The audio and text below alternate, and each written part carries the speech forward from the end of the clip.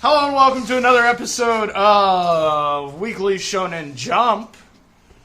This one being July 2003.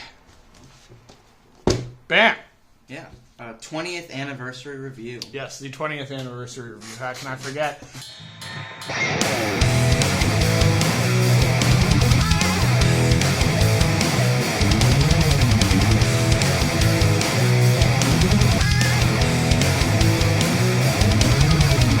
Hope you're enjoying these. This is issue 7 of the first year of Shonen Jump that they were doing. And here we've got Yugi on the cover. This is a pretty normal cover. I think that this issue in particular is the first sign that they are starting to get results from the surveys. Uh-huh. And I think these survey results are affecting how this book is turning out. We'll see if you guys agree with us as we go on.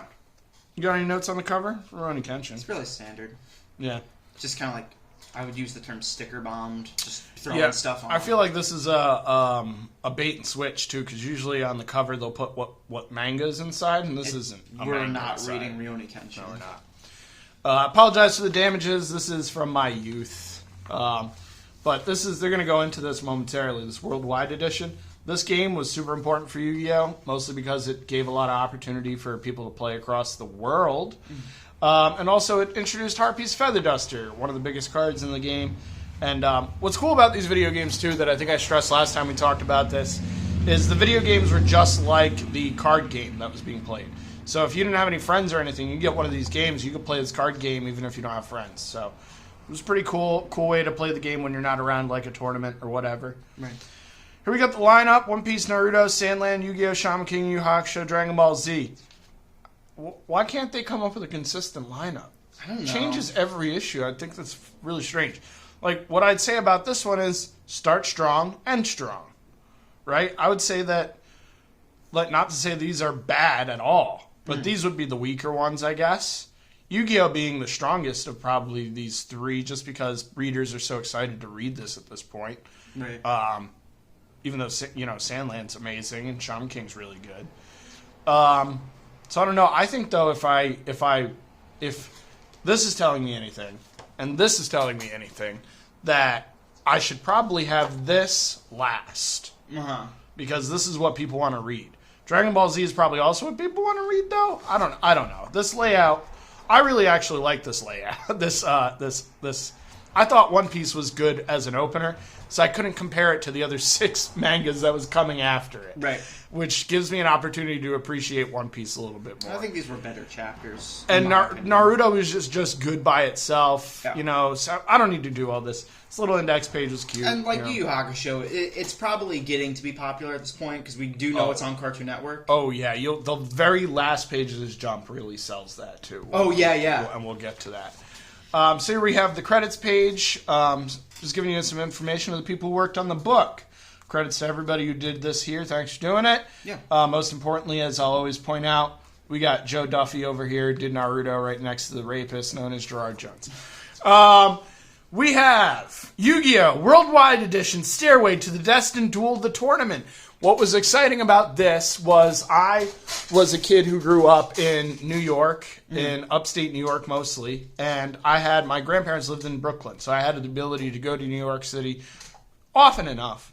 And this seemed like something I might be able to do. Like, you could go to New York City and participate in this Worldwide Edition tournament using your Game Boy Advance and the deck you built on there. Yeah. I thought that was such a cool concept. I was 10, so I didn't get to take advantage of this opportunity. My parents were the kind of people who are going to take a 10-year-old to New York City to play card games. Yeah.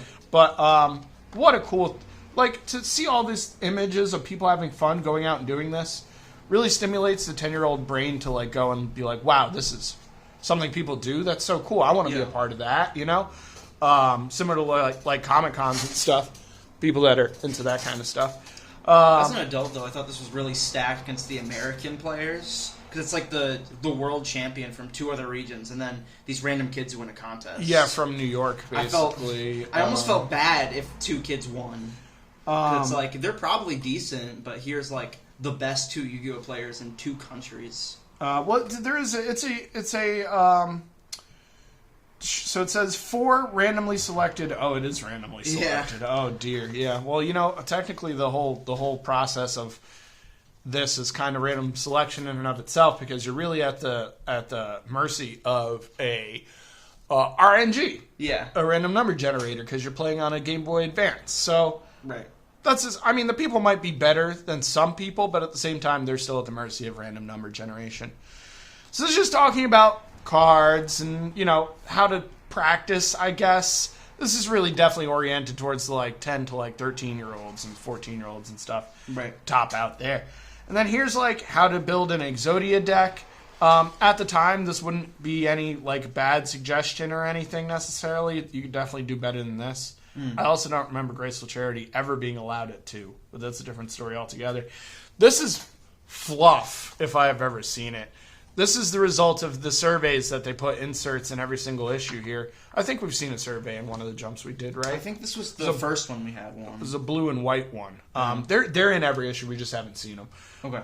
And they're free to send out. Yeah. They don't cost, there's no postage. You fill out the survey, you fold it over, you seal it, you send it out. And then Shonen Jump takes all these surveys, and that's how they determine what's in the book. This is based on surveys everybody filled out. They wanted to see more Yu-Gi-Oh stuff, and specifically the card game. Yeah, and it's just the time. So that's what's going to happen, and they're trying their best to make it interesting, but they fail.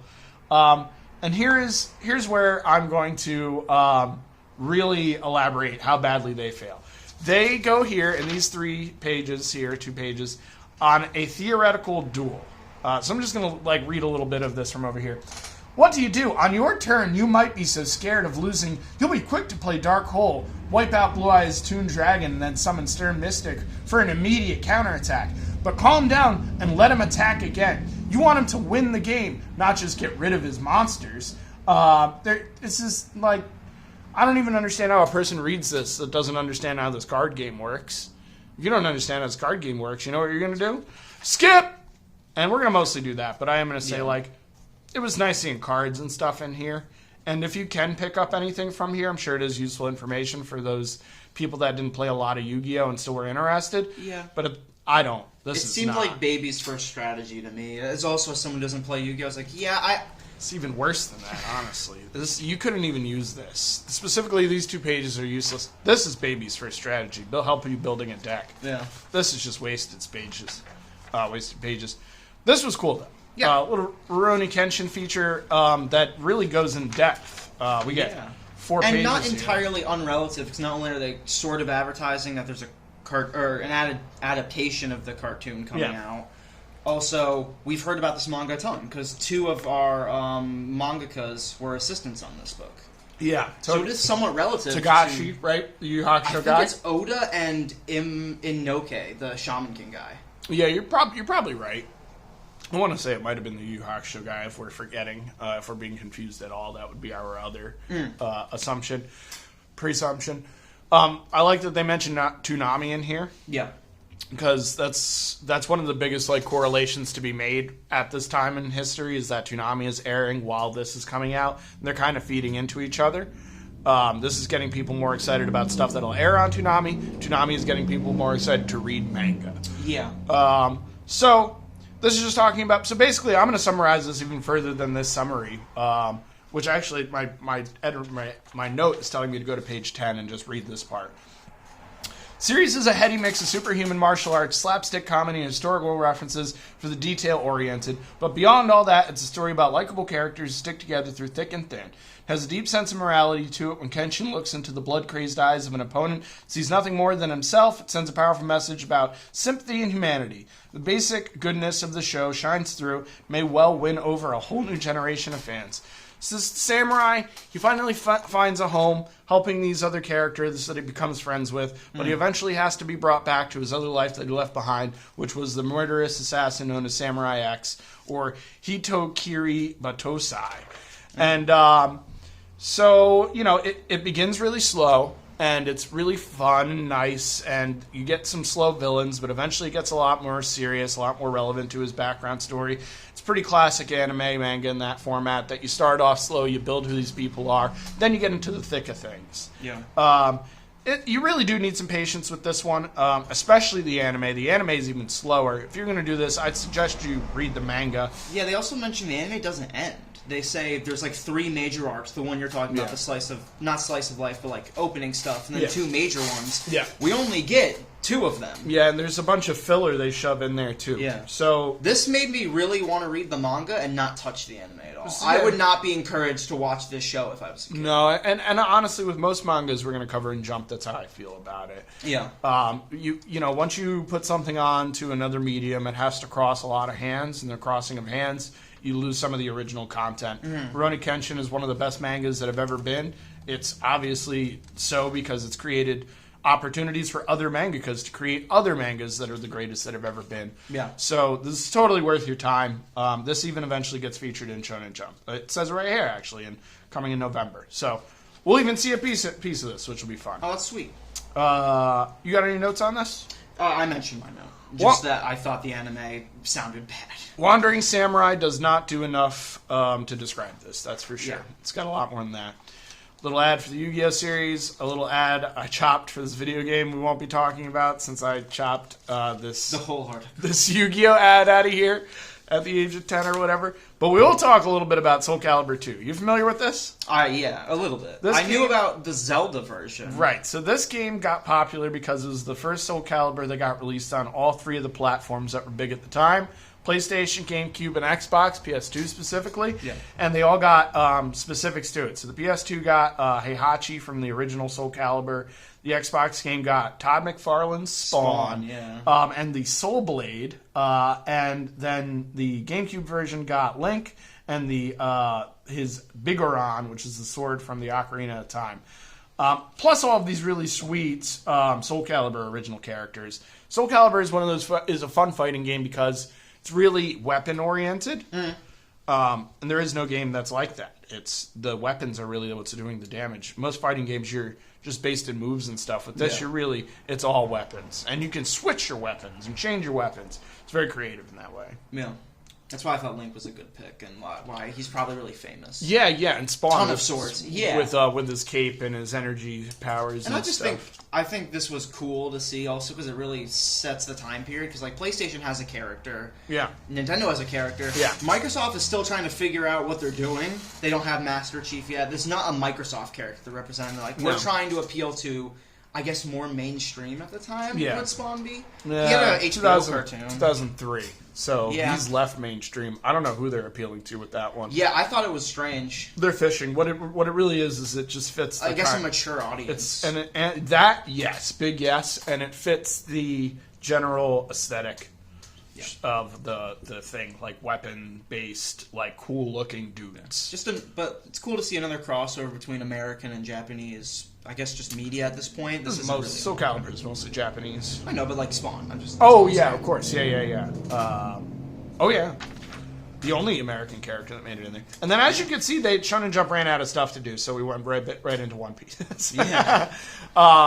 Not a lot going on in the prior articles here. This was one of the better chapters of One Piece I read. Yeah. And another thing that really helps it sell, we're doing this Zipatone sort of thing because it's a color chapter originally. Yeah. This works really well. I've seen this done really poorly. Scans of color into black and white. I think a lot of Dragon Ball does a bad job with this. I think it actually ruins Toriyama's art. Yeah. Especially the first Goku and Vegeta fight. Really dark grays. These are like a lot of light grays. A lot of good job with the color. It helps Oda's art become more palatable, I think. Yeah. Giving a little detail. Yu-Gi-Oh's going to have the same thing later. Yeah. And here's a further example of that, too, I think. These 2 pages. I think this Buggy panel's really cool. Buggy's just a cool design in general. So is this dude, honestly. I was like feeling Dragon Ball real hard once I saw this guy. This guy looks like somebody would show up. Well, because he's got this cool line and he has a goofy ass design. Yeah, like he's gonna show up and threaten Son Goku for sure. Pulled a little something out of these little fan letters. Fans are still asking for Romance Dawn, which I'm pretty sure they print in this eventually, which is kind of cool. They're still under the impression it's a prequel, though. Which is incorrect. And then I know it popped up before. Have we talked about the first movie that they had, No Boken, Dead End? One Piece Dead End? I don't think we've talked about that. We talked about the 7th movie, maybe. The one that came out. Do you know if No Boken actually ever made it to an American audience? Eventually, yeah. Toei has done... They've dubbed all the movies and stuff. Oh, that's cool. Because that one... I can't believe how early they got that, and it was such a big premiere. We're told, and it's really interesting. Big summer movie kind of thing. It's a different coloring style in the show because it's right before they start production of the show, so it looks like early Hunter x Hunter, early Dragon Ball. It's that cell shaded color that isn't in the show ever. You get that digital coloring once the actual show starts. So it's super interesting. Super different, yeah. Yeah. Just really goes to show how popular One Piece got really fast in Japan. And I'm over here too, but now it's the year 2023. I think it's even more popular now. Yeah. This dog is my favorite One Piece character so far. Oh, I'm glad. I really liked this stuff. I hope Chow Chow comes back. I hope this is not the only thing we see of Chow Chow. This dude was so cool.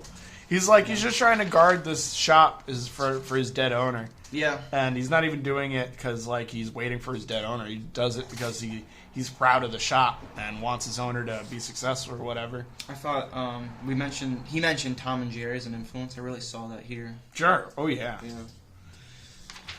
Tom and Jerry's one of those things. I think it's influenced almost every cartoonist in some way or another. I thought this was a lady the first time I saw it. It's a very silly design. It doesn't translate well. I thought it would have been more fun too if it was a female character. Yeah. But it's a dude. This is a dude. Yeah. This poor dog. That's basically the summary for this whole chapter. This dude smoking a pipe. Do you remember last issue I was talking about how they got the cage on top of that roof and I thought that was impossible, and then they got the cannon on top of that roof and I knew that was impossible? Yeah. How did Zoro drag this cage from that roof through town through to where they are? He's just strong. He's like strong generically enough to strong. pull like a presumably 500-pound steel cage with a human in it. Yes, they do some silly ass shit with Zoro. Like Man. Giant weights. I'm just suspending belief right now. I'm just gonna keep on going and going. This dude is ridiculous looking though. Luffy makes fun of him. This is supposed to be like part of his costume, but I guess it's his hair. Somehow he's haired. His hair is it's like grown like these that. ears. He must have a crazy stylist. That's all that I got from this. There's some cool art too in this chapter. Yeah, good cartooning to like non-cartooning and stuff. Good design on the lion. The lion's shown really well. This is one of those moments where I start to realize that Luffy is really goal oriented. Yeah, like it's almost all that drives him is his goals in a way. This is a total waste of space. Yeah. Might be fun for like a child, but I looked at the spoiler just because I really wanted to figure out what the hell this is here for. It told you to look under the crab. You can't. This is a piece of paper. You can't pick that crab up. Treasure's supposed to be underneath this thing. It's don't even, Chris. Don't even. We're moving on. Turtles don't jump. It's not physically possible. Turtles don't jump. Yeah, so, this dog is going to face this lion now because the lion is a jerk and the dog wants to protect his house. And, we're trying to do some, moral and ethics here in One Piece, which I think is pretty uncommon for the, past 10 chapters. But here we are, we're doing it. And also, it's I think rewarding. this is, a Japanese thing. Because in One Punch Man, they do a similar thing where a dog that looks like this is, a guardian of really something. Honorable dogs and stuff. Yeah, this specific dog. It's a thing, I think. There was a moment too here that I missed where Luffy's about to get broken out of the cage or whatever because Nami shows up and Nami has the key to the cage. And he's trying to be. Oh, and the dog eats. Trying to be friendly, and then the dog eats the key, and then Luffy's trying to talk to the dog to get the dog to spit the key out. And he violently strangles He strangles the dog over here. He pokes the dog a little bit later. He's really trying to get this dog to give him the key, and then eventually what happens is the lion ends up crushing the cage anyway, which gets Luffy out. Yeah. Luffy starts feeling for the dog too once he comes back to the situation. I don't know what he leaves for, but he does leave for a moment. He gets knocked back. Oh, There's yeah, like an the- action panel. Right, the lion kicks him so hard he gets knocked back. Which I liked the setup for that panel, but I thought the actual like splash Luffy getting thrown back was kind of weak. Just the pose, I was like, I couldn't really. Yeah, some of the action could be a little bit better in here. I don't know if that's one of Oda's like finer points anyway. Yeah. I think it's a cool effect. Yeah, the house burning and stuff without color, that's not easy to do. Man, I really like this Chow Chow guy. Yeah, continuing on, Luffy's gonna put the 1-2 on this guy. Yeah. He's gonna make him feel sad for picking on a dog with a lion. I wanted to mention too that like I'd even say that Luffy on some level once he gets out of the cage, all he wants to do is help his dog out or whatever. He's really good at like compartmentalizing, like prioritizing. Like he really does have a lot of leader qualities, as ridiculous as that may sound, as ridiculous as he is. Yeah. These are the two strongest pages in this whole chapter. Oh yeah. What I thought was ridiculous. And then look though. at this arm, like Look at this arm, but look at that arm. Yeah. Which it's strange. It's fine because he made a gum, so you can always have like an excuse for that kind of stuff. But these are two real big different parallels. And I think this shows like his assistant background, because this is like really detailed musculature stuff you would have to do on a different manga. Yeah. And he's just flexing his chops for like one panel. Yeah. It's like, check out this arm that I perfectly understand and choose not to draw. This dude's got some crazy chest hair too. Now that I'm thinking about this, Yeah. that's kind of gross. This really feels like Dragon Ball, though. I can't stress that out enough. Specifically this chapter, these couple chapters. Then Luffy saves him some dog chow out of the burnt house. You know, shares a moment with him. Now that his house is gone, his owner's gone. And this is the moment where in One Piece I'm thinking, all right, dog's going to join the crew. It's going to be sweet. Nah, it just leaves and like says thank you to Luffy. Yeah. And then this dude gets pissed off because his basically first lieutenant, I'd imagine, just got by this rubber dude. And now Buggy's going to lose his balls. Yeah, so this was fun. There's some like thick ellipse dots I thought were cool around here, like right here. Reminded me of Scott Pilgrim actually a little bit in the way he uses his like the like lettering and There's stuff. even a similar panel where they do the dot into the eyes Yeah. with the dog. Yeah, Which yeah. is a Scott Pilgrim thing. You know, there's a bunch of these like thick exclamation points and stuff. Thought that was cool, different, and fun. I'm impressed every time how Luffy keeps his cool through everything.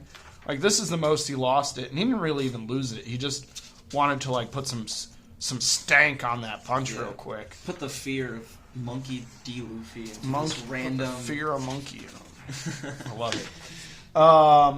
Does Chow Chow come back, Chris? No.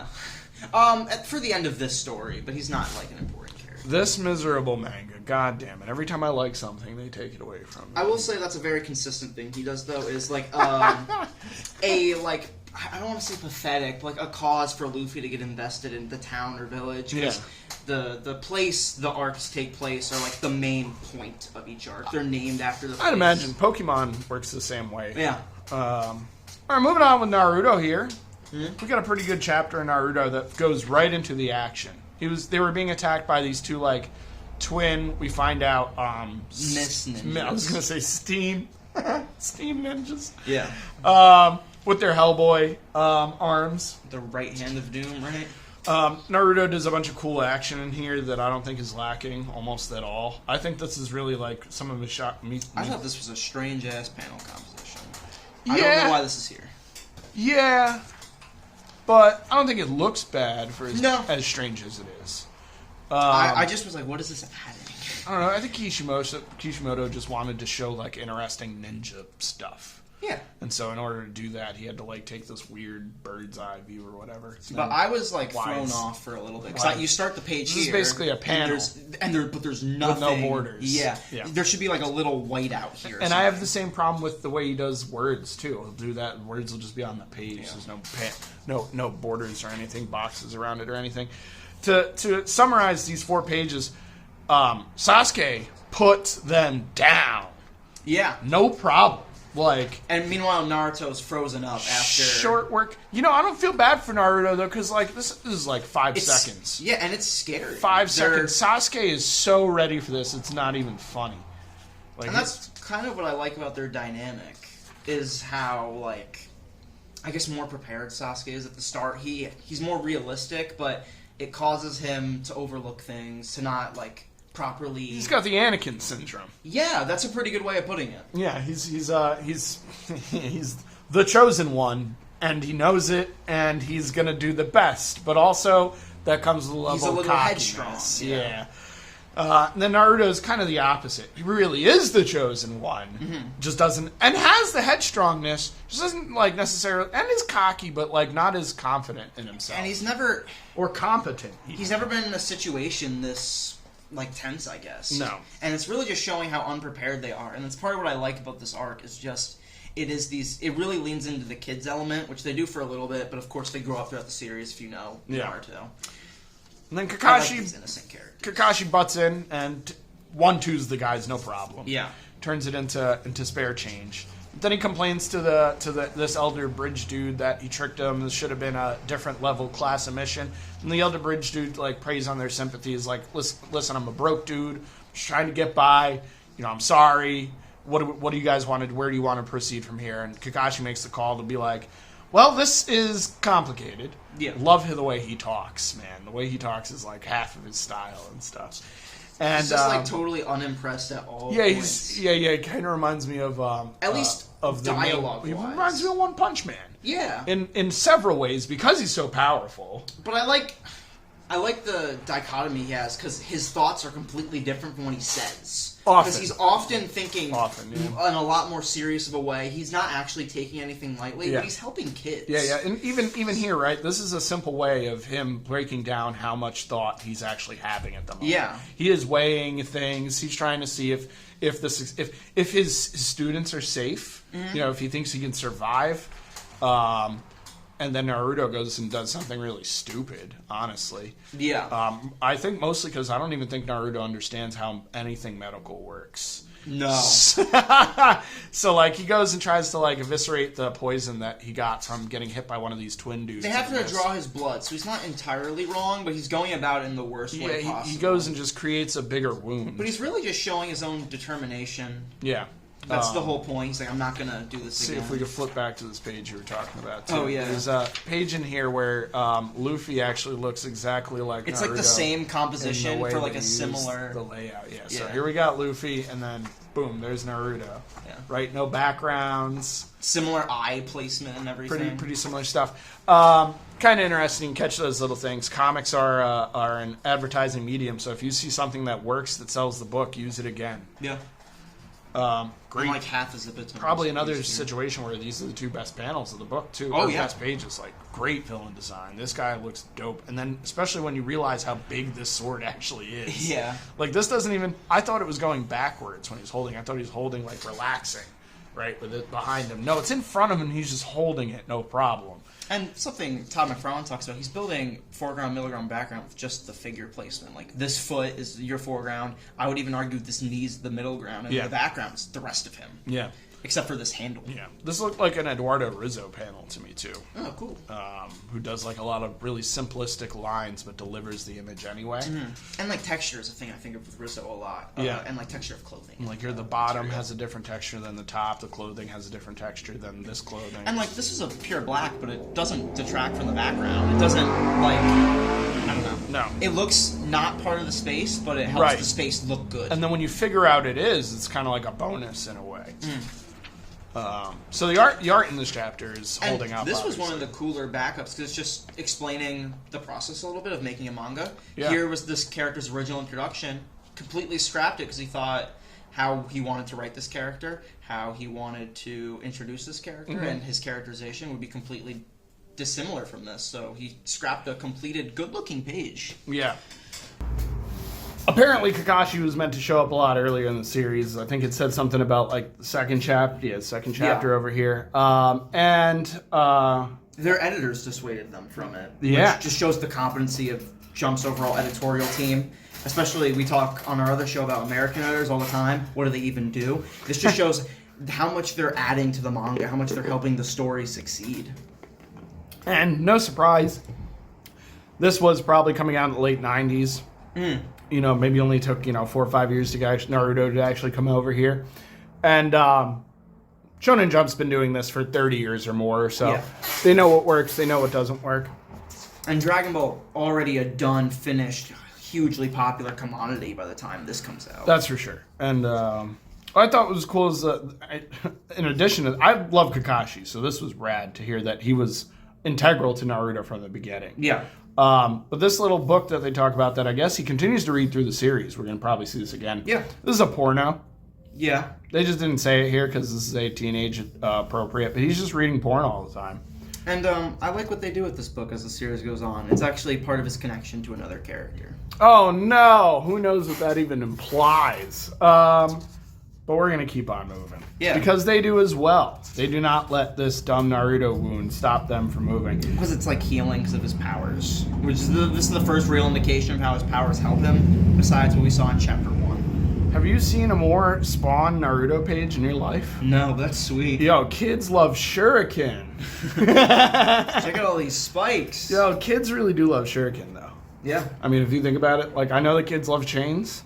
But Kids might love shurikens more than they like ninja stuff. chains. Like shurikens. There's an image from, I think it was the first Naruto cover where like it's Naruto. He's got a big shuriken on his back. I thought that was so cool that there was a shuriken like the size of like a 12-year-old boy. And if you think about it, this is probably, I'm going to go out on a limb and say this is the most popular manga in America out of all of these. I see people talk about this in My Hero more than anything else. Specifically the manga. And the anime. Specifically people love the that manga. stuff. I don't think it's the most popular anime. That's Dragon Ball. We've got American demographic movies. stuff. We've got movies and stuff. Yeah. But manga-wise, I think you're right. I think that argument is almost a no-sell. So when you hear people talk about Dragon Ball, it's not the manga most of the time. Yeah, it's the only show. the anime. Almost the show all the time. When you talk about Naruto, I'd say 50% of that audience is manga fans. Okay. People that have read the darn thing at some point or another, maybe finished reading it, or has finished it in this form. And it's a time period thing too, because when Naruto is ending, it's in like 2010, 11. So stuff like that is more accessible. People are more interested in reading the manga version of things. Yeah. I think a large majority of the older Dragon Ball crowd doesn't really care about other anime too. I think there's a subsection of Dragon Ball fans who just like Dragon Ball. Yeah, for sure. It was a cartoon on Cartoon Network. And even further, there's a even further subsection of Dragon Ball fans that only like animes and won't touch a manga in their life. Yeah. They will watch anime day in, day out, right? But they will never, ever, ever get their hands on a book for some strange reason, even though they are costing themselves more by doing that because there's so much more to earn by reading these series than to watch them. Yeah. And they're a lot cheaper, typically, if you're trying to actually own the series. Yeah, well, you can more accessible. you can find things free these days in any case. But Yeah. In 2003, totally a fair way to be accessing your Naruto here, that's for sure. And I love the atmosphere on this. This is the land of waves we're introduced to. This is what the arc will be named after. Yeah, and that's what my note was definitely going to be next, is how we have all this stuff, lots of stuff on these pages. Then we open up next chapter. Where'd all the stuff go? Big transition. We even get like a new character that may have importance later. I don't know, but like shows up out of nowhere, just like with the fog. So it kind of plays into what's going on. Super like tranquil. We've totally changed the read of what the situation. Yeah. In the prior chapter, a moment that I skipped that I wanted to mention is there's a point. Well, yeah, that's One Piece. There's a point where Naruto calls. Sorry. Sasuke finishes the thing.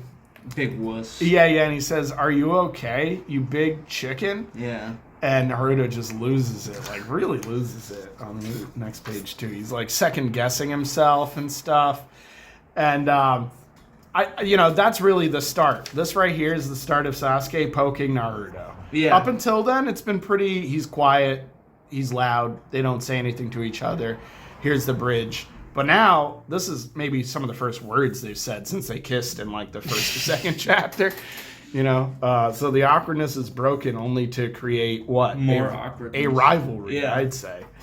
And I think to some extent, maybe Sasuke knows what he's doing, because Kakashi did teach him the lesson of, like, you have to work with your team, and he's trying to goad Naruto a little bit, I think. I think he understands him. I think he's a very smart person.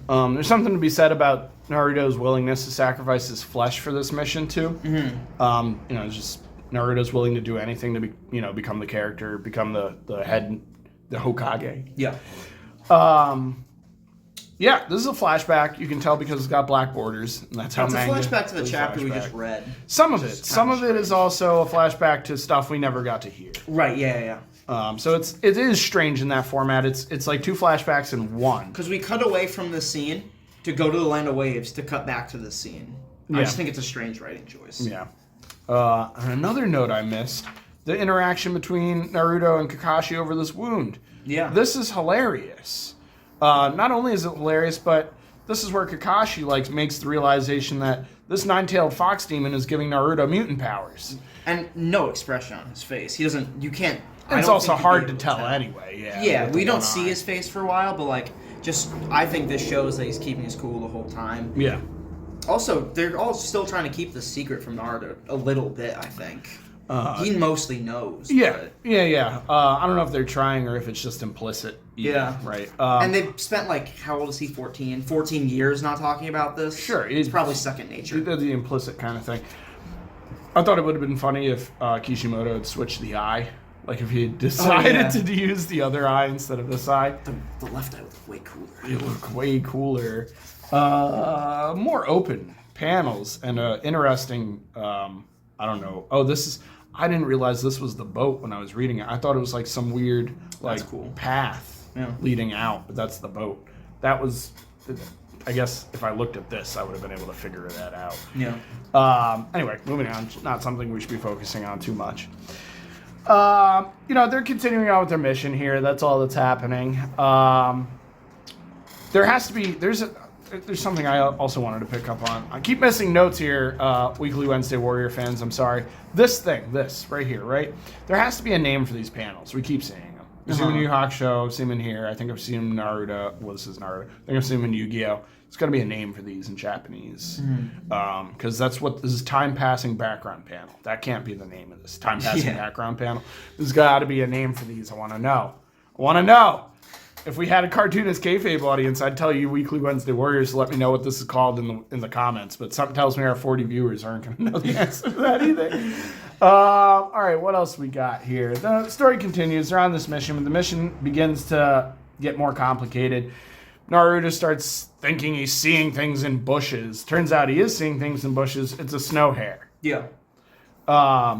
I think it is a red herring of some extent, though, because Akashi makes a note that they're not supposed to be here. Yeah, and that's I don't remember if it's a setting thing or it's part of the guy who's about to show up. And that's my next note too. Is to be a good ninja, you also have to be a good detective. Yeah. Not something they've addressed yet, but this Kakashi showing how good of a detective he is here clearly explains how good of a portion of how good of a ninja he is. Well, I think the line is you have to see the hidden meaning behind the hidden meaning. I think they've said that a couple times. Yeah, that makes sense. Yeah. So, I'm also a little lost with you, and I was hoping you might have been able to clear it up. Okay. I'm under the impression by reading this that this dude has something to do with this hair. Otherwise, why would Kakashi know that there's a mirror ninja? Right. He makes the immediate association. Here's this panel, he solves it. Yeah. Here's this panel, he makes the association. Or, sorry, this is the confusing part with the no He's borders. the mirror ninja. This is a guy from the Mist clan. Right, sorry, but he's still... Kakashi knows that somebody is here because of this rabbit. Yeah, I don't remember what the snow hare means. And so the snow hare had to have been placed by this dude for some reason. Yeah. Which is such a weird little, I don't know. Beat. Yeah, that's a good word for it. Here's the first mention of the Sharingan Eye. Yeah. Probably one of the most notable things that came out of Naruto. Oh, yeah. People really know what that is. And then we just have 2 pages of suspense and this dude standing on his sword in a tree. Yeah. Which, this is some of my favorite stuff in manga when they do really ridiculous things that works but you wouldn't have thought of. Uh-huh. One of my favorite things, I'm going to cite Dragon Ball real quick, especially since we're moving on to Akira Toriyama anyway. In Dragon Ball, there was this character that was a brother of the Crane House. What was his name? Mercenary Tao. Mercenary Tao just breaks the pillars. He takes a pillar out of the ground, and he throws the pillar, then he jumps onto the pillar he's thrown to ride the pillar. I love that. That is one of my favorite moments in all of Dragon Ball to this day. I need to like get a commission of that by somebody or something. Just General Tao riding a pillar. What's really strange, the guy who draws Bleach draws a lot and a really good Mercenary Tao. He loves that character and makes him look awesome. It's a great character. He doesn't, and he looks awesome already, honestly. Sandland. You got anything to leave off on Naruto here? I was just confused by this Momochi bringing us no hair, and then hopefully they'll solve that in the next chapter. This is our main villain. Naruto. Forever and Ever? No, for this arc. For the arc. The Zabuza's name. Yeah, all right, we're on Sandland. Yep. This is the smallest chapter of Sandland I think we've read. Mm-hmm. And it's only one, which the last one was 2, so it like feels the length, super short. Basically, they get into a little war with the opposing royalty that owns the water, and it gets stopped by a conversation between the lieutenant and another dude who used to have a father in the war that they had fought prior, who lost his father in said war. I think there's a really interesting and very un-Toriyama-like line. Yeah, sure. He says the word, he has one of it's General Rao, or Sheriff Rao. He says the line, "Does prejudice ever lead to the truth?" Which kind of is like just the theme of the book. And I thought that's a very poetic and like un-Toriyama-like thing. Yeah. It shows how he's like putting more thought into the series, I think, and what he wants to say with it. Because I think there's like a message to the story, which I don't think of Toriyama as like a theme guy. No, not always. But when he has the opportunity, I think it's always pretty clear. Mm. But the other thing to note about this is apparently the demons can talk psychically. Yeah. I feel like that was Toriyama going, I need to get something across. How do I do it? Oh, I'll make them psychic. He does that all the time. Brilliant. Remember in Namek when Goku like psychically tells Krillin, psychically figures out the whole situation by touching Krillin's head? He'll just randomly have characters be psychic so they can exposit without having an exposition. Yeah, it's pretty shoehorned in here, but that's okay because this thing travels like crazy. This moves. This chapter took me. It's always 5 minutes, and look at all the words you have to read too. There's plenty of stuff here. It's always a short and enjoyable read with tons of great art. Yeah, great art. Yeah. I feel sorry for Sandland because every time we read this, like there's plenty to take away to here, but there's just. Like it's so refined that there's almost nothing to take away from. Yeah. But that's one of my big notes is it's sharp, refined art and stuff. Yeah. All right, let's move along. Going to Yu-Gi-Oh, which I have a bunch of notes for too. The first note is about how this guy ends up on TV. They find out this guy is dead. He ends up on TV. How many people have we killed in the series, Chris? Like one every 2 chapters. A half dozen, yeah. Yeah. Which how many are there? Yeah, we're on 15 chapters, maybe 8 people dead. None of them have ended up on TV. Nobody ends up hearing about this. Now this museum guy is killed and we hear about it. Pretty convenient, Kazuki Takahashi. Rest in peace. I probably shouldn't be making fun of him. He's dead now. I thought this was a pretty Bernie Wrightson-esque. Can I just tell you, man, the Kazuki Takahashi's talents are lost in manga. This man could have been like a monster, Frank Frazetta monster drawer. Yeah. Like, been famous for just drawing monsters and could have been super successful. He sort of is. He is because of the card game. Yeah. But not in the format that you would think when you think of a card game. Yeah. But when you think like, he did do the designs for the first, 1,000, 5,000 cards. That is they're all worker. Cool. Yeah, that is a worker too, and they're all great. Some of them so good that I've seen some like fan art editions of these that like blow them up and make them more like 3D and stuff, and they look even cooler when they're like put into different layouts. I'm sure the original art is awesome. Yeah, absolutely. Yeah. I think he's a good storyteller too. I was not expecting that from this. This shoddy stuff, especially, I've been really enjoying. Yeah, this is the most Hellboy that this book gets. These 3 chapters right here. This is something you could have swapped Yugi for Hellboy, and you would have swallowed this no problem. And yeah, man, his art ability is incredible.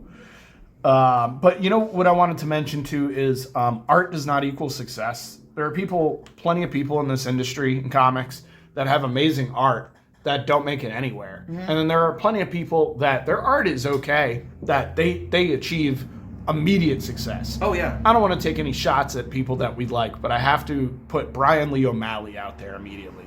He's no Bernie Wrightson. No. He's no Stephen King. Right? Yeah. If that's like top writing bar, like top horror artist or something, he's below bar on like a huge margin on both of those guys. But for doing both, he's pretty. But for doing both, he's very competent, very good. But not just that, but like sometimes you can just grab a moment in history so well and so uniquely. Or grab a reader and like what they're going through. That it exists only at this moment, maybe even. Yeah. And it will change the course of things to go after that, right? That's Yu-Gi-Oh! That's Scott Pilgrim. This would not have succeeded if it were released in any other format, in any other timeline, in any other way. This card game would not be successful if it were not attached to an ongoing manga, ongoing anime series. Yeah. So, I think One is a person like that. Really like a epitome of the webcomic boom who came out of it with like a crazy successful anime. And saw a perfect opportunity to do a, not a homage manga, what's it called? A parody manga. Yeah. That could be really successful in a jump, in a shonen. Whereas like usually parody manga ends up in underground comics in Japan, where people don't ever see these things, and they're usually pretty gimmicky and silly and not story driven. Whereas One, he solved all of that problem. And gives a person like Yusuke Murata, who I think is an above average artist, but probably not an above average storyteller, just based on I've never read another Yusuke Murata manga, and I think he's an amazing artist. Gives him an opportunity to shine. So, anyway, back to Kazuki Takahashi here. Still awesome panels. Just killing it, man. Really driving the fear and scariness and terrifying. This is the most horrific comic in Shonen Jump. Yeah. And that's being like around a book called Shaman King. And YuYu Hakusho, which translates to Ghost Detective, right? Ghost Files. Yeah. And kind of a heel turn for the shoddy character. He's mostly been an ally. You know, even the other museum keeper, he was mostly a douche. He intends on killing this other museum keeper because he disturbed the tomb of Anubis or something. And we don't see that pan out either way because the chapters end too early to see if he actually does it. What he does is he takes over this dude so that he can kind of threaten Yugi to get Yugi's other half to come out. And he has a tough time of it. This is what really put me in the Hellboy mood. That looks like a Magnolia skull. Yeah. And then like him creeping out at it and stuff. This looks like the team of BPRD walking into the mission and stuff. It's like he was taking beats. He might have like read a Hellboy script and gone, I'm doing this in Yu-Gi-Oh! Tomorrow, you know? I thought this panel was really cool because everything that makes this panel unsettling is just that minor art mistakes that make it look wrong because of how good it is. And even further, right? His eye's just a little off. It's a little higher than the other one. Would this have been as possible or as capable or as good if we didn't establish what he looks like already, right? Yeah. A fairly normal looking dude and stuff. You know, and again, like Kazuki Takahashi is a guy who used to work on slot machines before he did this. And here he is, like, where does this even come from? This crazy ability to write horrific manga that's still, like, able to be, like, teenage-focused and not break that line at all. This head is just a little further to the side, but it makes it look like his neck's about to break. I really feel like these editors in Shonen Jump are, like, 50% of the scripting or something, because, like, it's almost too eerie how good these things come out. These editors deserve a lot more credit than they're being given. And they have to drive out to the houses of these guys and get them to do work and I can't imagine also they're not to act as therapists to these manga babysitters. Yeah. I would hate to have that job. You definitely don't get paid as much as a mangaka, I'm sure. Probably not. Maybe up front more. It's possible. We'll never know. I'll have to talk to him. I don't think I pulled anything from this letters page. I didn't. But what I thought so far in this is that I thought that Yu-Gi-Oh! Could kind of happen in the same universe as Yu Yu Hakusho. Oh, yeah. You know, these kids seem to go to similar schools, same ages, dealing with similar, like, ghost kind of cultural, religious lore and stuff like that. I think it also just talks about how insulary Japan as a country is. So how, because even like in America we have different cultures, and they do to Japan, but it's really two cultures, I think. The rural culture and the urban culture. I'm sure there's more cultures than that. Yeah. But to us Americans, there's only so much we get exposed to. And like, all of this manga, like how much a lot of Marvel comics comes out of New York and New York culture. This is all coming out of like Tokyo Shibuya culture. So it's gonna emulate specific things out of that, right? I did remember exactly what this was. This is all just letters asking for more of this to match the anime, basically. When is it going to happen? Why isn't it happening? What's expected? Again, kind of putting over the thing that I was talking about with the surveys. People are really asking for Yu-Gi-Oh! Yeah. And even so much that they're like, go and read Yu-Gi-Oh! Right in the middle of the chapter over here. Yeah. They probably will sell a bunch of these on top of that. But yeah, really competent art. I can't stress that enough. And my favorite parts of these are when we're going to see a couple of monsters, because that's when he really shines. Yeah. His teeth get knocked out. Taya hits him with a globe, which traditionally aren't that hard. Like, usually hollow, you know? Yeah. Shotty's surprised. His plan is not working. Really I like good, implicit panel borders all the time. really good at facial reaction to show that surprise. Again, keeping with this creepy zombie-looking dude. Yeah. Look at how imaginative this stuff is. All of these things are like, Shotty has to go into their soul's windows or whatever, their soul's rooms, and then that's when Kazuki Takahashi has to do like a bunch of cool stuff with the interiors of these guys' minds, where this one's like a library. Yeah. Taya's like a dance studio and stuff. With a Superman figure that's definitely Yugi, that she can hear the voice and see the face of. Yeah. It's really great action. Really focusing on the characters, not as much the backgrounds, which isn't always that important in action and stuff.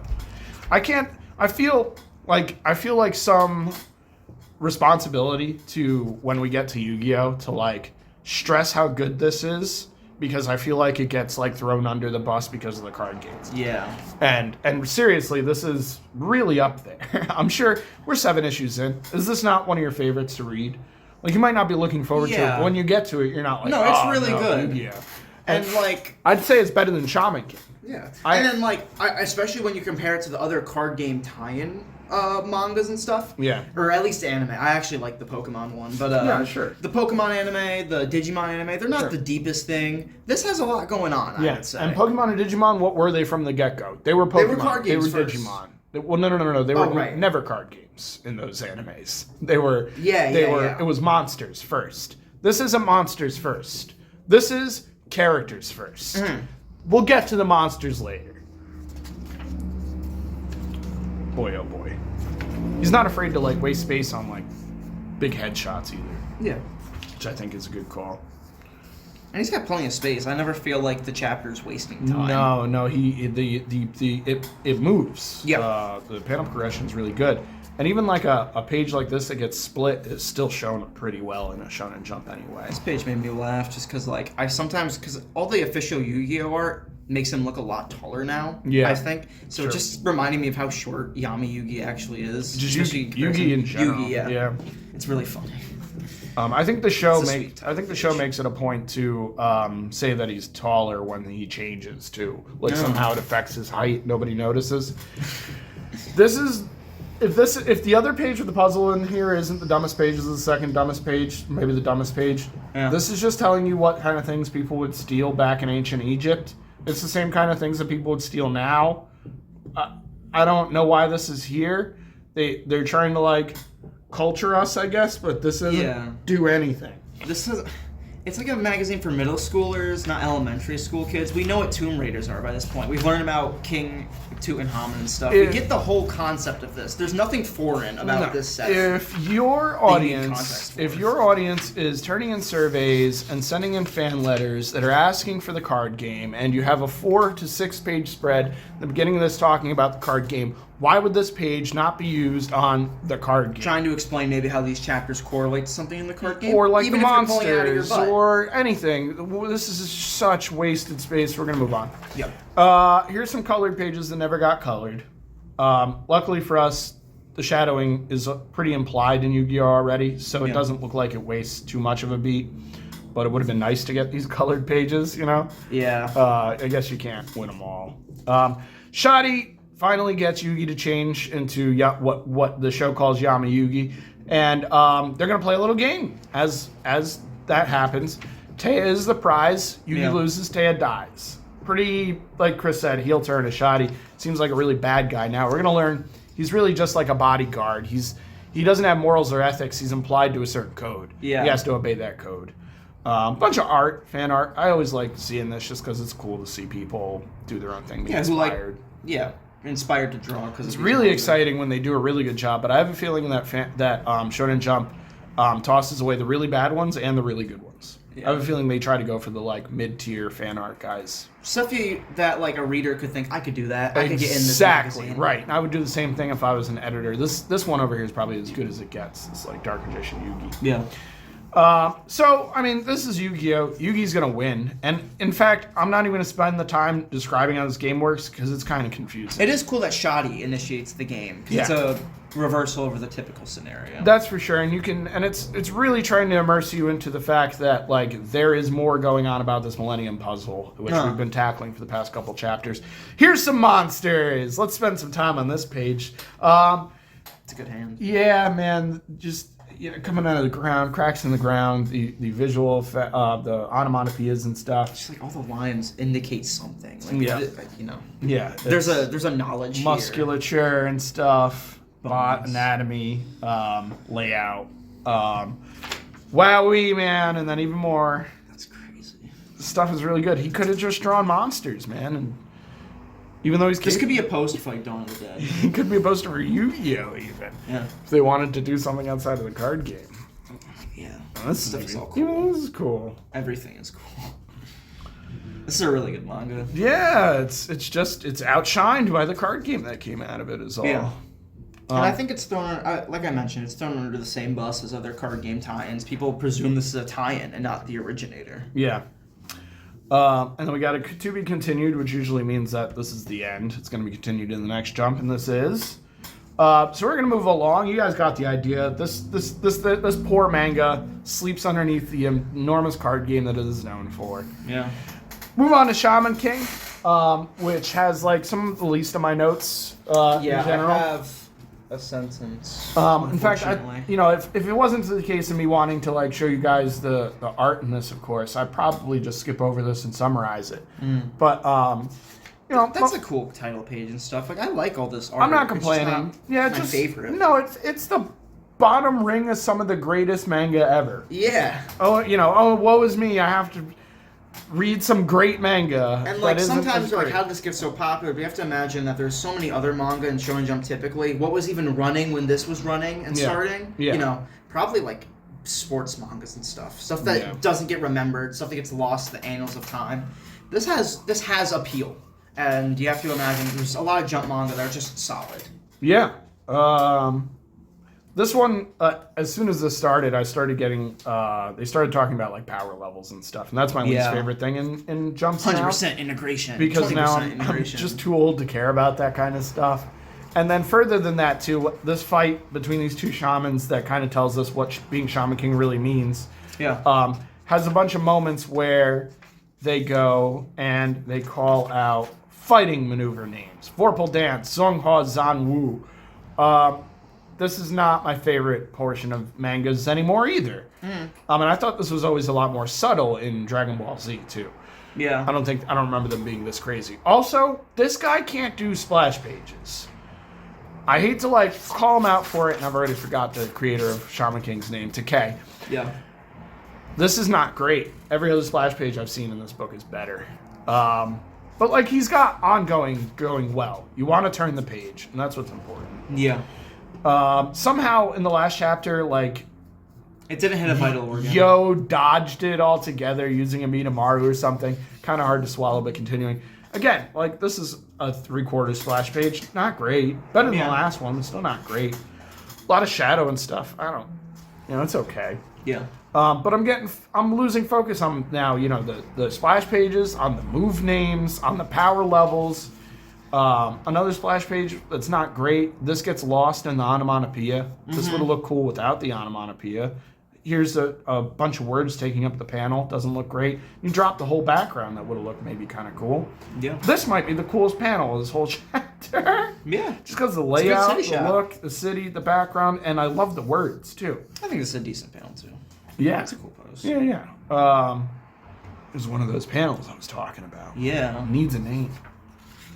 This was fun. Did you read this? I don't think so. I think by this point, I was You're like... already tired out on all the nonsense. In the beginning, I give each of these a shot. There's a point where I'm like, I just want to read Shaman King, guys. That's fair. This is, it's really a application for membership of the shamans established in 10,001 BC. It's a bunch of, like, ridiculous things like, if I were a shaman, I would employ my shaman powers as an orthopedic surgeon. Yeah. Solid idea. Continuing on here, Yo got hurt, so now he's in the hospital. And we're going to get a flashback here. Yeah. This is the first flashback not in black borders. Yeah, it's a whole chapter, though, so I think it's a little different. Yeah, so that's fair. And this was my favorite part of Shaman King so far, I think, because I felt like this was exactly what was missing.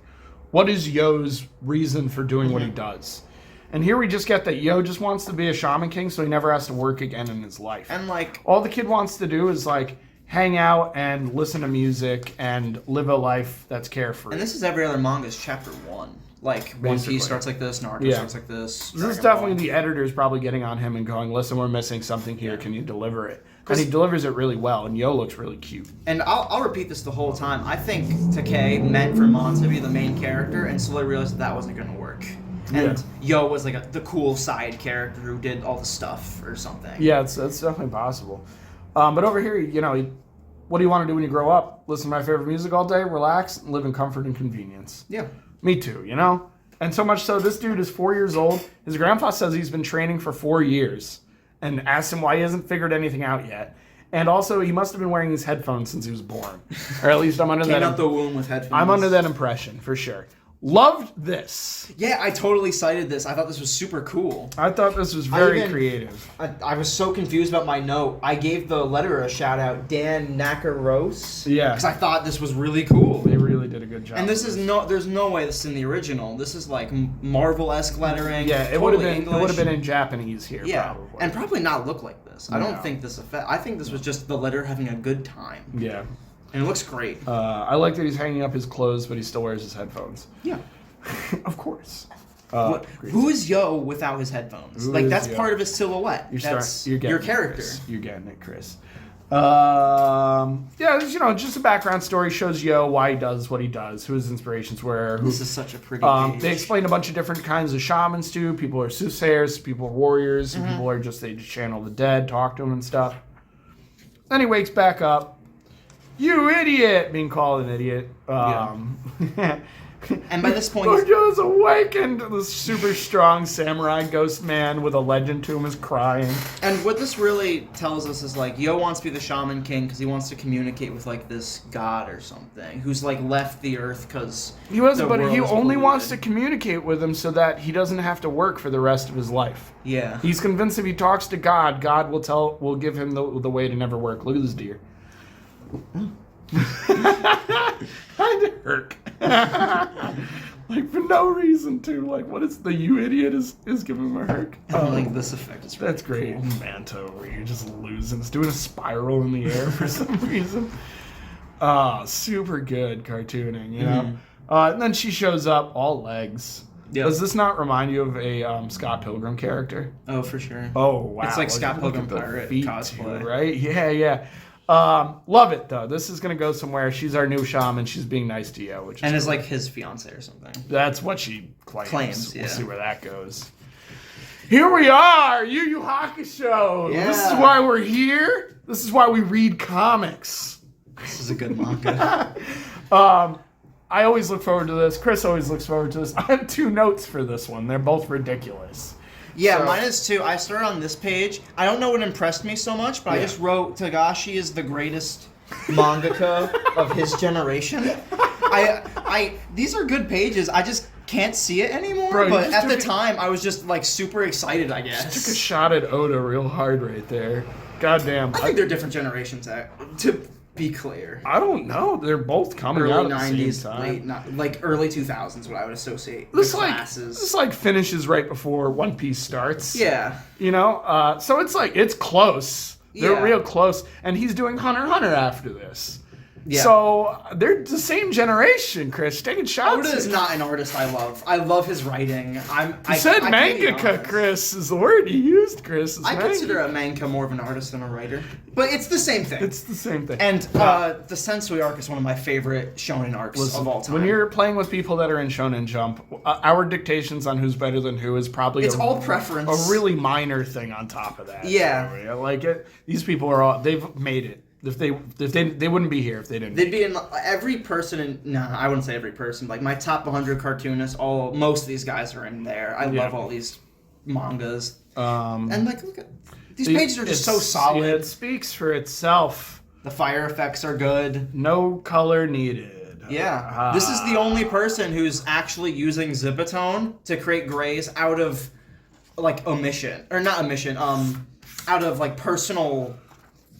They want to. And this whole I can't figure out. this whole chapter happens in 4 minutes. Yep. Too. There's a lot of action, a lot of suspense, a lot of movement. Koenma finally comes back. Here is my note, my first note. He's got a Mr. Mixoplex vibe about him. Yeah, and like this is the only thing that threw me off. That random ass Botan panel. I don't know what this is for. Hey, it was for real. Yeah. It's a response to Kuwabara, like, finally showing up when Yusuke would have been dead. Yusuke would have been I was Ash. trying so hard. I thought this was like an ad. She's pleased to see... It's a combination There of things, seems like there right? should be something here. This is not needed. This Yeah. didn't have to be here. This is Takashi. I'm not complaining. This is It's Takashi just having like- fun, but it Yeah. was also totally a reaction to Kuwabara. Kuwabara, and she was the one who went and planted that seed in Kuwabara's mind. Oh. So it is a payoff. It's just a weird payoff because, Yeah. like, what does her reaction even mean here? You know, it's like, oh, Kuwabara's here, yay! I guess she is kind of like, what's the word? I think for... she's just pleased that Coy? Yeah, and I think she's pleased that Kuwabara's not a complete idiot. Yeah. And Like she her likes pla- like her- playing with people. Yeah, her plan worked Yeah. out, just not the greatest way. So it's her being pleased, I suppose. Yeah. But yeah, Koenma really plays around with Yusuke here. I think that's his. It's not. I was gonna say it's his thumbprint because I've seen people do that. Yeah, It just looks like that. Yeah, there's just 80 different kinds of backgrounds here that are being used. Yeah.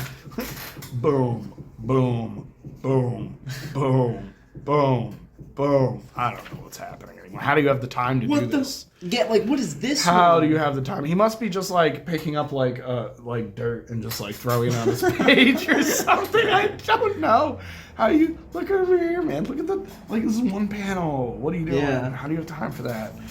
Spotting her, but then putting a different background next to the spots. That's original. Yeah.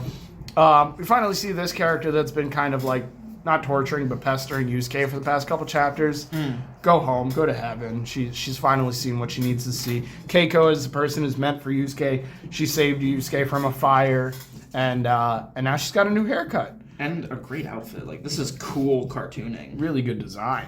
We talked about someone on a Weekly Wednesday Warrior being in fashion background. Tagashi looks like he has a fashion background. Yeah. I don't think he does. He just likes probably drawing not. clothes. Yeah. He's also he might have been dating the Sailor Moon person at this portion who does have a background in like design and clothes and Yeah, stuff. and I bet they both collect like a morgue file of fashion magazines. I know even American guys collect like Japanese fashion magazines. Sure. Like high fashion stuff. I like panels like this because all you're working with is black and whites, and you have to show like different blacks, and like I could even kind of see clouds here and stuff. Looks like that John Byrne Spider-Man cover. I was really impressed by that. It's really solid. And here's like fun ways to do layouts and things. Like there's another like Scott Pilgrim kind of thing that pulls up. Yeah. And Leo Malley being a manga fan. No way he doesn't like Yu Yu Totally Hakusho. ripped. He's Yeah. totally of that generation. Totally ripped a whole bunch of things from Yu Yu Hakusho. And changing stuff from the anime too, which is kind of fun. Like for me, as someone who is familiar with this material already, and maybe even as a watcher on Cartoon Network, we're changing things up a little bit. It makes it more interesting than some of the other stuff in here. Yeah. We got to this page, and I got excited to learn more about Japanese culture. This is somewhat useful. Leaves.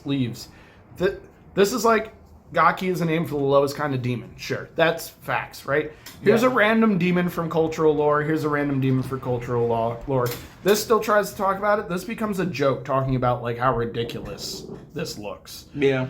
The art was really cool. I'm not mad about this page. This page is still better than the other two pages we complained about that are promos for the mangas they were in. But I don't know. we could do better, Shonen Jump. And we're back to Yu Yu Hakusho again, or at least what I would call the first season of Yu Yu Hakusho, which is building who Yusuke is. Yeah. And this chapter is really just going to allow Koenma to judge Yusuke for himself. It's also, I feel like, Togashi's nod to Makino no Ippo. Haji no Ippo. Because almost everybody that I know of that does manga and Shonen Jump loves that manga. Yeah. It's got action. It's one of the longest suspense. running. It's very successful. So and the dude even kind of looks like the dude from that manga too, like Ippo, Makino Uchi. And again, we've been kind of switching manga genres with Yusuke as like a catalyst for that, which Sure. I think is really cool. Yeah, really useful since he's also a fighter himself too, so it's kind of relevant. So he helps this kid not be bullied so much. He takes over his body. But again, my point really here is Koenma comes back, does some fifth dimensional imp stuff, breaks laws, breaks things for Yusuke, tells him he's going to take something from Yusuke, comes back to bring Yusuke back to life, but then sees him in the middle of a situation. Screw it, I'll watch and see if this is actually worth my time. Yeah. I'm a fifth dimensional imp. I can make choices whenever I want. And, Mixoplex does predate Koenma. I don't know that Togashi has never seen Mr. Mixoplex. It's very possible, right? It's firmly possible. The Superman cartoon was probably on air. I imagine that would be the place he would see it. Mixoplex has been around in Superman comics for decades. Yeah. Like, been around forever. I just don't know how the possibility of him gaining access to that, because I know it's a hit or miss with American comics. Yeah. And this is really what sold it. I was already thinking that, and then I wrote down my second note. Yup, 2 chapters in a row. Oh yeah, he breaks the fourth. When does that happen in manga? Like, never. Yeah. Like, seriously, even One Punch Man, I don't remember that happening a lot. It happens in Dragon Ball a couple times, like real early chapters in a fun way. Right, because Toriyama can do whatever the hell he wants. One of my favorite panels is Goku's fighting Yamcha, and he breaks the panel border. Like, Yamcha breaks it on impact and then falls back down. It's awesome. And it really just sells something in the story more than it does break the fifth dimensional thing. But this doesn't, and this does that too, but wow, like really in the context of the text box. So we're gonna flow through this pretty well, because there's gonna be a bunch of cool art. Yusuke doing stupid stuff to get his point across, like punching himself in the head once he takes over a body. Yeah. Here's some good villain drawings, in comparison to some normal looking people. These dudes look mean, tough. They're still probably only 15 years old. But Yusuke's going to help him out. He's going to take over his body. He's going to use the punching skills that he's earned. He's going to put these bullies in their place. And then we get a to be continued, which means that this is over. Yu Yu Hakusho has hit its end. I think that was only 2 chapters this time. Yeah. Basically. Kind of short, but, this was still a bummer. Yeah, pretty loaded jump anyway, though. This is a police manga. Yeah. There's not much to be said about this. It states that it's been really successful. It has 250 episodes. It's a sitcom, basically. It's your manga adaptation of what a sitcom would be in Japan. Yeah. That's how it's described as. A lot of the situations seems like situations people in shows like Friends or Seinfeld might find themselves in. Only it's like a buddy cop kind of thing instead. If you like that kind of stuff, I'm sure this is good. You don't run for 133 volumes doing 250 episodes and not be funny. Yeah. I'm sure this is funny. It's not something that I'm going to look into is all. No. Would still suggest it to anybody that likes that kind of stuff, though. And then we're at Dragon Ball Z, our last thing. One thing I wanted to say, too, and they stress it, and I can tell just by how this is written. This is supposed to be easy to pick up as well. Uh-huh. Like, you could read one of these volumes and not know what happened in the prior volumes, and I like mangas like that. Yeah.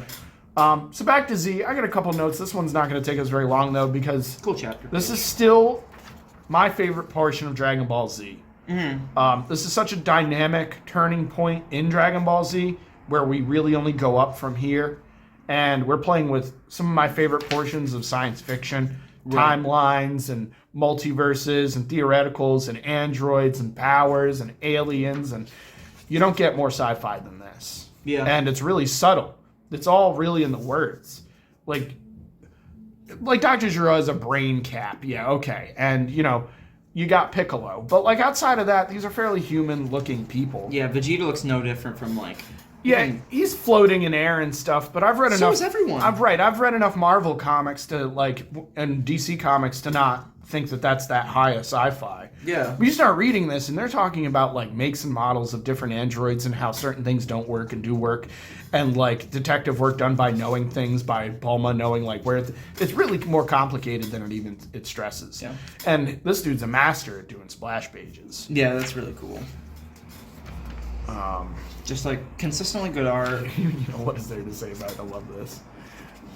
You know, there isn't a single like circular line here, right? Yeah, this is all lines, but it leads you in a and circular it still direction. shows you the circularity of Trunks' face and stuff. Yeah. Trunks already intends to fight his dad after this moment. His dad's being really ignorant, and he just doesn't care. I didn't pull anything from here. Did you get anything off of this? I don't remember. There's a bunch of GT and C these. questions and stuff. It's just nothing like worth mentioning. It's Yeah. all just fans getting answers to their questions. But you know, and then Vegeta goes and runs away, goes to do this thing, and he makes a comment. He makes a slight at his own kid, and he's right about it. He's like, how could you not want to fight these things? It's the Saiyan way to do so. You must not be a pure Saiyan. And it's a slight at his kid, but he's right. Yeah. He's right. And he knows he's right at that point. Like, I think it's literally like a moment after that, maybe. A moment after that, okay. Piccolo drops. His name is Trunks. He's your son, right? Yeah. As Vegeta's flying away. You know, probably hears it as he's flying away, right? I think he figured it out last chapter. He he recognized the hair and the name because he was around enough to know who Trunks is. Vegeta's no idiot. Yeah. It's very possible. He knows it now for sure. And he also says if you don't like someone, kill them. Also the Saiyan way. Yeah. This dude Vegeta is just a POS for a long time. But he's the most powerful POS for a long time too. That's a cool, just like future Bulma. Showing what she looks like. I made a note that was gonna say something about like, oh, we see Trunks become a Super Saiyan, but Gohan is yet to do that. Yep. But if we know that Trunks is a half Saiyan, then we know that Gohan could eventually do that. But I'd imagine if we were reading Japanese Jump, I feel like this would have shown up in Japanese Jump, and we would have got the special, and we would have saw adult Gohan go Super Saiyan in that special. So the Trunks special Or was it only Trunks ever... the story, the manga chapter where they first show everything off? Yeah. Comes out when Trunks is fighting Perfect Cell. It's around the time chapter comes out.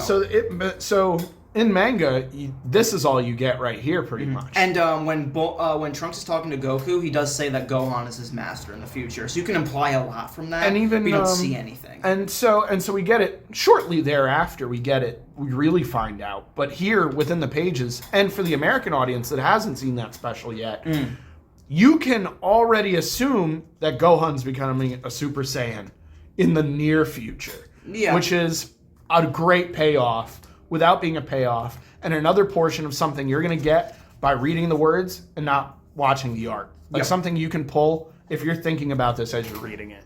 So I'm really impressed by that. It's really subtle, and I wouldn't notice it if I was watching the thing. And this is my third reading of Dragon Ball Z, and this is something that I'm like, oh wow, yeah. How did I not think about that last time? Wow, what a fun thing to look forward to. Yeah. Seeing Gohan get such a payoff. Here's some more mid fan arts. Yeah. Because you don't want them to be too good. I thought for a second that He had was to future label Gohan. it, right? Yeah. He had to label it, poor kid. Great stuff. Yeah. I don't even have notes after this. It's just them chasing Dr. Giro to the lab with some really amazing art. Look at how cool these little tech pieces are. It's pretty simple too to some extent. Yeah. These are just coffins. Almost. Another reason why it was so easy to bring to the medium of television. All of these, that's got to be another thing that the editors are on. Make your things complicated and look good, but we want simple. We want simple. Don't make their face. They probably yell at Tagashi over here all the time for drawing way over rendered faces. And if he's like, we can't stop with the over render because we saw him. We don't see him as often though, right? Yeah. For first couple chapters, there were moments where you're like, this is a portrait. Yeah. But you're not going to see that in Z. No, that's not his focus. I think I bet he could do it though, right? I bet he could do it. Probably. Toriyama's such a capable person. I think I've seen one piece of Toriyama art where he's trying to do something realistic, and it's pretty good. I just not what he like does. when he draws animals, they always seem more portrait-esque. But here, no, we're not going to do that. We got to focus. We're getting the story. And what Toriyama focuses on for characters is really strong silhouettes and designs on clothes. Yeah, and what I think is interesting is this is the first pair that have a pretty similar silhouette. And I don't know if that's just they're twins, so it makes sense, or crunch time, because if you think about every other pair, it's big, small, very differing, like, visual features that, like, from a easy glance, you can read, like, oh, that's Deborah and Babidi, or Vegeta and Nappa. Any of these teams, even when 16 shows up, he finishes that. So I just think it's interesting that he made a villain dynamic where really, like, there is no difference in silhouette. It's not. It's very un-Toriyama. They're supposed to be androids. What do the androids resemble to you? What are themes you think of when you think of androids? Dolls. Cold. Yeah. Metal. Emotionless. Robotic. Slow. What are some of the things you think of when you think of for sure. Like twins, right? Not like twins, is one thing, but twins usually in like horror or in science fiction. Yeah, they're unsettling. They resemble something unsettling. Yeah. Like why did this happen? There's something behind it. Let's find out the science behind here. And I like what's more scientific in birth than twins. Yeah. And as this arc goes on and we kind of like these characters aren't our villains, I like how glassy-eyed they look right now. And they have more life as they continue to live. But just this constant, neutral expression. This is as far as it goes, really. Like, a subtle eye movement. Not a lot of expression. Whereas, look at Krillin, right? Yeah. Here's some difference to you. He's really... Toriyama's killing it. Just killing it, man. One thing that bugged me a little bit... I was going to make that note about this cover page, but it's not here. Yeah. So they just sometimes cut the cover pages, which is a bummer. Buy the manga, right? Yeah. Good shot. This is one of my favorite panels. This is one of my favorite. Because, you get this where, here's the door. We're going to blow down the door. Yeah. Door gets blown. Here's one side. Still on the same side. What happened to our Z fighters? They're fine. Yeah. They blew the door. Happy. She doesn't have a lot of emotion. Wait till the button breaks, though. Yeah. Or I think they might have even just broke the button. Once this button breaks, there's the heel turn, right? Happy. So Android 18 is the more lovable one out of the two, but our emotions show a lot more once that button breaks. But he's still smiling. Yeah. And I think one of the most unsettling scenes the TV anime ever did was in actually the Android 13 movie, where they just showed this scene, both really good animation. I think that's one of my favorite animated cuts in the show. Heads roll, man. Yeah. Every time the head of an android gets decapitated, I'm a fan. Yeah. And Trunks has a little meltdown. This is the most ignorant moment in his whole history, too. Trunks is known to me as the more smarter of the Saiyans. He's really put together. He's got his Bulma's influences and stuff. He is so desperate in this moment. Yeah, and I think so it desperate. Works. He's supposed to be desperate because his dad is, again, and not the first or last time, ruining everything. He's the only one who knows just how in over their head they are. And the only person who's really on his team is Piccolo, and Piccolo's the most level-headed Z fighter there is. Yeah. Krillin's not a fan, but you got to do what you got to do, and then unfortunately Vegeta sees through the whole thing. He already knows he's won his battle here. He's going to get the fight he's looking for. We're going to learn, though, that this is way over his head. Yeah. Oh, Krillin, man. Great reaction shots, man. That's where you pour it. You need a character where you can do this with, Yeah. Here's the big reveal of Android 16. Biggest teddy bear you know. Yeah. Moving right along. This was fun, but pretty superfluous stuff. I would agree. And it kind of I thought the premise was a little... the premise was kind of a lie, because the idea is this is what's happening in a Dragon Ball fight, and not really. They do this sometimes. These are the special moves. Yeah, I think that they just wanted to show us that, similar to Shaman King, that Dragon Ball always had names for moves too. Yeah. Here are all the cool techniques. And it's cool, if you're not familiar with Dragon Ball, especially, because they tell you a bunch of things about the characters and how they relate to the some of the better jokes. I love they explained the ninja Murasaki, the twins thing. Yeah. Or the drunken fist, the battle with Goku. Mad dog attack right, over here. None of this is a waste of space or anything. I just don't I didn't take And we're much skipping away from most of these scenes, so, little context. Yeah. It's fine. some more fun ones. Yeah. And I think they said this section will continue. I don't remember if it does. I don't think so. I don't remember this being that prevalent. Yeah. I also like seeing more Akira Toriyama art too. For sure. Fun cartooning. Here's a scary Zarbon. Yeah. The cool use of backgrounds he was using for Goldo's powers and stuff. Dirty fireworks. It's a great one. Great stuff. It's more fun and fan art that again Keiko's is pretty good, but it looks kind of traced. right. So like they're trying again with that middle ground, right? Yeah. I'm convinced. Nonsense. I don't even know if I did this. This was mine, but this might have been my brother that came in and did these. Don't know. Ultimate Muscle has been on Fox, where One Piece is going to show up as well. Fox is competing with WB11, who has Yu-Gi-Oh! And Pokemon. Is that where 4Kids aired their stuff? 4Kids ended up being on the Fox box. That makes That's sense. what they called it after the Fox box. But Ultimate Muscle is on there, which doesn't get a lot of attention outside of Shonen Jump and modern continuity. And this is a wrestling anime.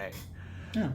So much fun. It wasn't as crazy as JoJo, and it wasn't as action-driven as Z. It was right in the middle. That's cool. So there was a lot of good stuff in here. I really wanted to come back around to this in my adult life. I still haven't. And I think my reason for not doing it is because I want to read the thing. I don't want to watch the anime, which I can watch the anime, but finding time to read stuff to a man who owns a comic shop, it's not as easy as you guys would think. I want to read everything. Here's some introduction to some mangas that I'm really not familiar with, and I didn't really take much away from these introductions. No. They're pretty short. There's some cool art here, though. Yeah. And if I were into like fighting animes, fighting mangas, I'd be into this. I don't even know what this is an ad for. I can't see Cryad, whatever. Yeah. One Piece getting its own. But in any case, we'll name them. We got Tough. If you're into, fighting animes, this one looks cool. It's pretty straight up. Looks like in-ring fighting. This one's more like your samurais, your ninjas, your really cool violent scenes. This looks like a cover that's really good, really well rendered. Yeah. A lot of cool art. I tore a page out of here, so we're not going to be able to focus on Go-To-Gun anyway. Ninku, this is like a more cartoony kind of stuff. This reminds me of One Punch Man a little bit even. This might have even inspired One Punch Man, just because here's your main character, and then here's everything happening around your main character that looks nothing like your main character. Yeah. Like the influence of way other mangas come into this and like affect what's going on. He talks about chronically unfair situations. This dopey little 12-year-old kid with enormous eyes. It's meant to make fun of manga on some level, right? Yeah. One Punch Man is up that same alley. This looks like a lot of fun. It says it had a double billing with the YuYu Hakusho movie, so this obviously got to some level of popularity too, which is cool. Here's an ad for GT that I thought was dope because I cut something out of it. That's probably Goku. I'm not surprised because GT art really did look dope. Can't say the same for its actual story, but it's fun. These ads are hilarious. Yeah. And, they brought attention to this game, so it was a successful ad campaign, I'd say. Here's what's to come that I cut out, again, because it looks sweet, and I wanted to hang it on my wall as a child. And here is what we were talking about when we opened this up about Yu Yu Hakusho reaching its height of its fame here. Yeah. We're getting a card Own card game. This isn't Yu Yu Hakusho isn't relative to cards at all. Doesn't translate well, especially from what you've been reading. Yeah. If your only exposure to Yu Yu Hakusho is in this manga, in the Shonen Jump, how are you going to think that? What's the cards? I'm going to have a Keiko card and a Kuwabara's mom card, and you'd have to be this anime has to be doing well. Yeah. To have an English adaptation of this. And from what I understand, it's mostly based around the tournament arc, right? Yeah. So it must be somewhat late into the run. 2 tournament arcs. The first one. Which is halfway through the series. But what I'm trying to stress to you is, yes, but there are 2 tournament arcs. Right. So it's not just based on a tournament arc. It's based on the series because the series has 2 tournament arcs. Right. They fill in. The first season would have been like the hardest one to like base it on.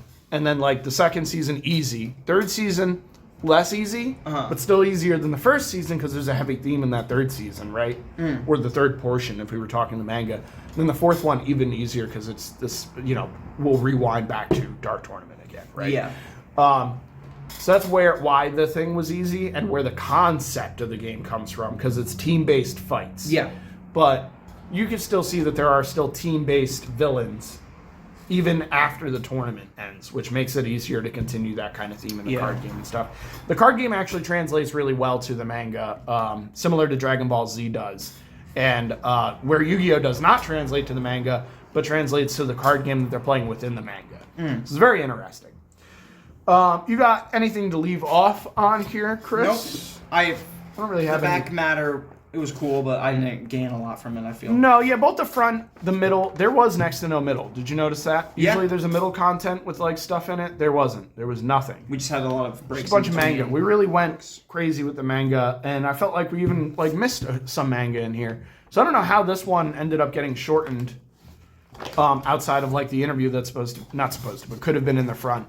Right. But the manga feels like it got shortened a little bit too, even though like the content was amazing. Yeah. So that is the end of the jump. It was good. Not much to be said about the ending thing. Yu Hakusho was the best. I'd say Yu-Gi-Oh! Might have even been the second best. Sure. Yeah. Followed by like Naruto, and then Dragon Ball Z, like in par with Naruto there. Yeah. Dragon Ball Z is like in a category of its own. It's unfair for me to judge that against everything else. Yu Yu Hakusho takes the cake though, just because I'm partial. Check out our weekly Wednesday Warrior shows if you're into modern comics and stuff. Next month will be the 8th issue, the August issue, 2003 issue of Shonen Jump. This is the cover. Yep. I would show you the back cover, but this is a different book altogether. So stay tuned for that. Thanks for watching. We'll see you in a month. Have a good one.